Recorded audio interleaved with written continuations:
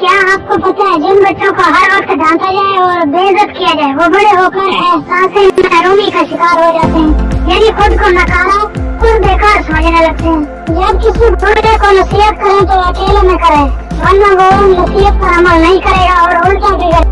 آپ اپنے بچوں کی اچھی تربیت کیسے کر سکتے ہیں؟ اگر آپ اس چینل پر نئے ہیں تو نئی میرا یوٹیوب چینل کو سبسکرائب کر دیں، گھنٹی کو آل سے سلیکٹ کر لیں تاکہ میری ہر ویڈیو آپ کو ٹائم پہ مل سکے۔ جن بچوں کو بچپن میں زیادہ مار پڑتی ہے وہ بڑے ہو کے کبھی ذہین نہیں بن سکتے۔